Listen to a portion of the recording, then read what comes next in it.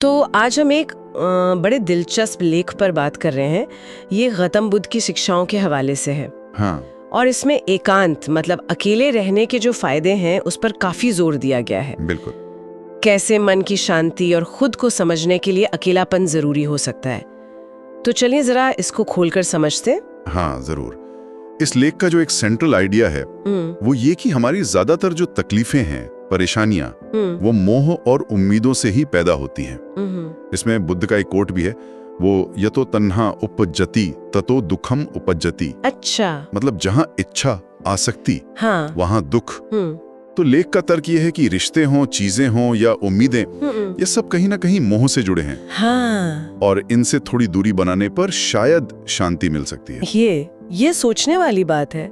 मतलब जो लोग बाहरी चीजों से खुशी ढूंढते हैं या लोगों से, हाँ, उनको निराशा ही मिलती है।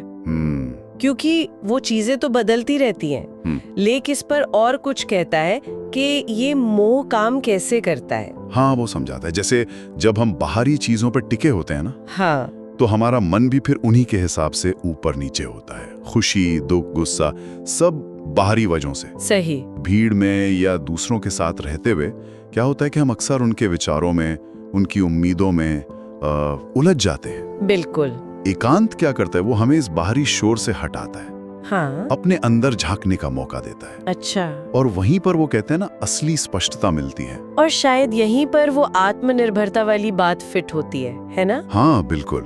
लेख में वो बुद्ध के मशहूर शब्द अप्पा दीपो भव का भी जिक्र है, अपना दीपक खुद बनो। सही। मुझे ये बात तो मतलब खास तौर पर आज के जमाने के लिए बहुत जरूरी लगती है, जहां हम लगातार दूसरों से वैलिडेशन ढूंढते रहते हैं। बिल्कुल सही कहा आपने। लेख इसी बात पर बहुत जोर देता है कि एकांत हमें सिखाता है कि अपनी खुशी के लिए, अपनी मानसिक शांति के लिए दूसरों पर निर्भर ना रहें। जब आप अकेले होते हैं तो अपनी समस्याओं का हल वो आपको खुद निकालना पड़ता है, अपने अंदर की ताकत को पहचानना पड़ता है। हाँ, ये तो है। ये एक तरह से निर्भरता से आजादी है। लेख इसे कमजोरी नहीं बल्कि एक ताकत की तरह देखता है। तो एक तरफ ये बाहरी दुनिया की भागदौड़, वो पल भर की खुशियाँ, हाँ, और दूसरी तरफ एकांत में मिलने वाली वो गहरी टिकने वाली शांति। लेख इसी कंट्रास्ट को दिखा रहा है। हाँ बिल्कुल। लेख का यही सारे आप कह सकते हैं। बाहरी खुशी चाहे वो लोगों से मिले, तारीफ से, चीजों से, वो टेम्परेरी है, आती जाती रहती है। सही बात है। लेकिन जो शांति ध्यान से, आत्मचिंतन से, मतलब एकांत में मिलती है, वो ज्यादा स्थायी है। लेख ये भी इशारा करता है कि मौन में, चुप रहने में एक गहरा ज्ञान छिपा है। अच्छा।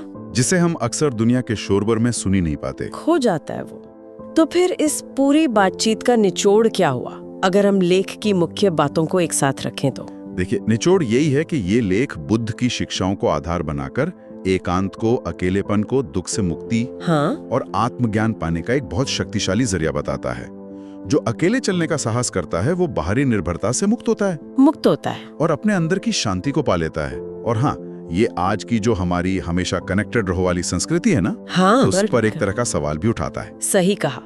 ये सोचने पर मजबूर करता है कि क्या हमें वाकई हर समय बाहरी दुनिया से जुड़े रहने की जरूरत है, या फिर कुछ समय अकेले बिताना हमारी मेंटल हेल्थ के लिए ज्यादा अच्छा हो सकता है। और यहीं से एक और शायद गहरा सवाल उठता है जी, जिस पर हमें शायद सोचने की जरूरत है। क्या? लेख जिस तरह से एकांत को प्रस्तुत करता है, क्या उसका मतलब ये निकाला जाए कि सच्चे आत्मज्ञान के लिए समाज से, रिश्तों से पूरी तरह कट जाना जरूरी है, या फिर इसमें कोई संतुलन साधना भी संभव है? ये सवाल लेख हमें सोचने के लिए छोड़ देता है।